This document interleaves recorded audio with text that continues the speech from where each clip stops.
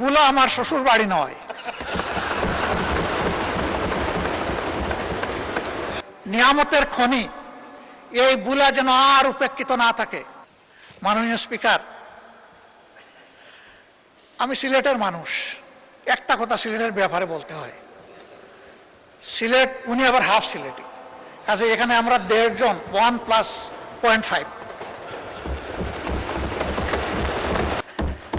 এবার মাননীয় স্পিকার, আপনি এখানে না থাকলেও আমি বলতাম, আপনি টাকার কারণে বলছি, আপনি মন খারাপ করবেন না, আপনি লজ্জা নেবেন না, আপনি ভাববেন না যে আমি আপনাকে খুশি করার জন্য বলছি। মাননীয় প্রধানমন্ত্রী, এখন আর এই এলাকা আমার থাকে নাই, দায়িত্ব আপনি নিয়েছেন, এখন এই এলাকা আপনার। বদনাম সুনাম যা হবে আপনার হবে, আমি কিন্তু ভার মুক্ত। আমি বলে দিয়েছি যে উনি দায়িত্ব নিয়েছেন, আমরা ইনসাফের কিছু তারতম্য দেখছি, সহযোগিতার জন্য দৃষ্টি আকর্ষণ করছি। প্রথম দিকেই সরকারের পক্ষ থেকে কিছু অনুদান দেওয়া হয়েছে 2টা ঈদে। একেবারে শেষ মুহূর্তে সময়ের কিয়ামত সময় গিয়ে আমাদেরকে বলা হয়েছে আপনাদের জন্য আছে, এ কাজটা করবেন না, সব জায়গায় সমাহারে দিবেন এবং একই সাথে সরকারি দল বিরোধী দল সবাইকে অবহিত করবেন। এটাকে তো আমরা খাবো না। হ্যাঁ, আমাদের দলের একজনের ব্যাপারে গতকালকে এখানে এক ভাই দাঁড়িয়ে কথা বলেছেন, আমরা তার ব্যাপারে দৃষ্টি দিয়েছি। এটা আমিও যদি হই তা আমাকেও আপনারা নিন্দা করবেন, অসুবিধা নেই। কিন্তু জনগণের হক শুধু আমরা বিরোধী দলের এমপি এই কারণে যেন নষ্ট না হয়। প্রসঙ্গত বলতে চাই, প্রথম অধিবেশনের শেষ বক্তব্যে মাননীয় প্রধানমন্ত্রীর আগে আমি একটু কথা বলার সুযোগ পেয়েছিলাম। যে এলাকার মানুষ আমাকে নির্বাচিত করে এখানে পাঠিয়েছে, মিরপুর কাফরুলের ঢাকা 15 আসনের মানুষ, তাদের কিছু সুখ দুঃখের কথা বলেছিলাম। মাননীয় প্রধানমন্ত্রী সদয় হয়ে আমাকে তার বক্তব্যে বলেছিলেন যে আপনার ওই বিষয়গুলো আমাকে আপনি দিয়ে সহযোগিতা করুন, তথ্য দিয়ে।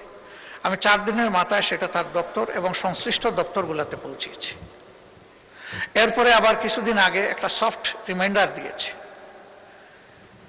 হয়তো অনেক কাজের ভিড়ে চাপে তিনি এদিকে খেয়াল দিতে পারেননি, কিন্তু আমি যে একটা ভুল করে ফেলেছি, আপনার এই আশ্বাসের পরে আমি যে এলাকার জনগণকে বলেছি যে মাননীয় প্রধানমন্ত্রী এটার দায়িত্ব নিয়েছেন, আপনারা আশ্বস্ত থাকুন।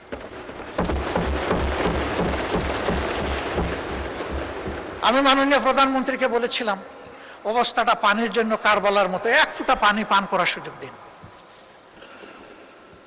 পানির জন্য এখন ডেইলি সেখানে মানুষ বিক্ষোভ করে। আবার কিছু অসাধু ব্যক্তি রাজনৈতিক যুগ সাজসে রাতের বেলা এরা পানির পাইপ কেটে বিভিন্ন জায়গায় তাদের পাওনাটা আদায় করে, অবৈধ পাওনা আদায় করে সেখানে পানির অবৈধ সংযোগও দিচ্ছে। মাননীয় প্রধানমন্ত্রী, এখন আর এই এলাকা আমার থাকে নাই, দায়িত্ব আপনি নিয়েছেন, এখন এই এলাকা আপনার। বদনাম সুনাম যা হবে আপনার হবে, আমি কিন্তু ভার মুক্ত। আমি বলে দিয়েছি যে উনি দায়িত্ব নিয়েছেন, এখন আপনি কি করবেন সেটা আপনার ব্যাপার। আমি শুধু স্মরণ করাই দিলাম, এই একটি এলাকায় যদি প্রধানমন্ত্রীর কাছ থেকে বিরোধী দলের একজন ক্ষুদ্র সদস্য হিসাবে আমি ইনসাফ না পেয়ে থাকি, তাহলে সারা বাংলাদেশে বিরোধী দলের সদস্যরা কি পাচ্ছেন সেটা তো আমার আশা। তবে ধন্যবাদ জানাই মাননীয় স্থানীয় সরকার মন্ত্রীকে, তিনি সর্বশেষ একটা চিঠি এটাও কিয়ামতের আগে দিয়েছেন যে সকলের জন্য সমান, এই আপনাদের এলাকার অ্যালটমেন্ট আপনি যখনই দেন আপনাকে বিশেষ ধন্যবাদ, সমানভাবে দেওয়ার কারণে। এই সাম্যতাটাই চাচ্ছি, এইটাই মেনটেইন হোক সর্বক্ষেত্রে। মাননীয় স্পিকার, আমি সিলেটের মানুষ, একটা কথা সিলেটের ব্যাপারে বলতে হয়।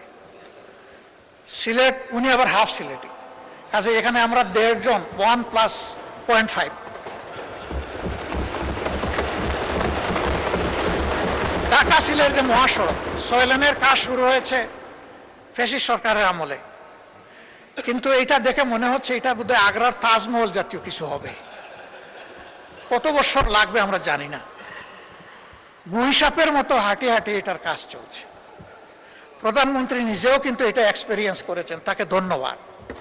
কারণ ওই রাস্তা দিয়ে চলতে গেলে বঙ্গোপসাগরে যাওয়ার দরকার নাই, ঢেউ দেখতে গেলে ওখানেই যাওয়া যথেষ্ট। এর একটা অবসান চাইছিলেন বসে, আমি আপনার মাধ্যমে দৃষ্টি আকর্ষণ করলাম। যোগাযোগ মন্ত্রী মহোদয় আছেন, মন খারাপ করবেন না, আপনাকে সাহায্য করার জন্য বলেছি।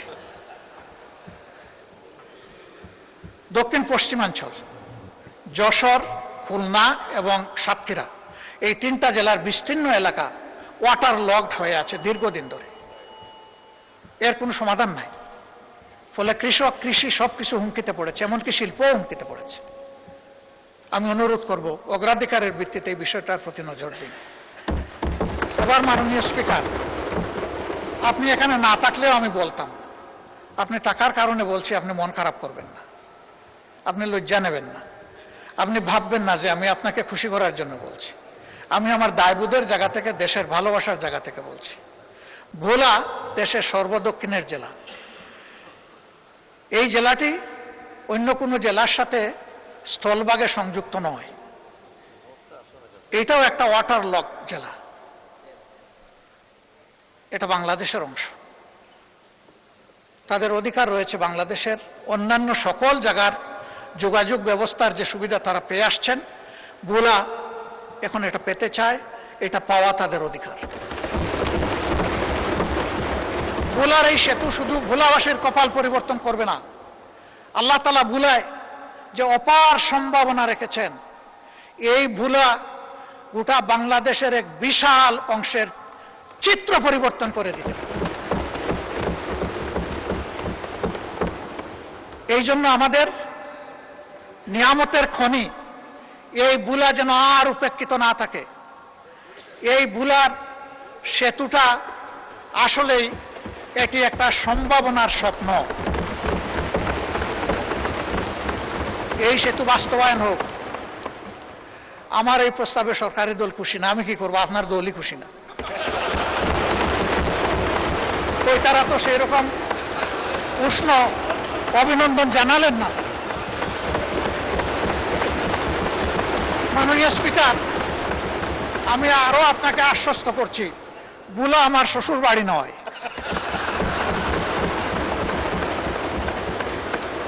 কিন্তু ভোলা বাংলাদেশের অংশ। বাংলাদেশের প্রতি ইঞ্চি জায়গাকে আমি বিশ্বাস করি এই 350 বা 348 জন সংসদ সদস্য অন্তরে ধারণ করেন, আমিও ধারণ করি। তাই আমার দায়বোধের জায়গা থেকে আমি কথাগুলো বলি। ভোলার উন্নয়ন পুরা দক্ষিণ অঞ্চলের উন্নয়ন বয়ে আনুক, আমি দোয়া করি।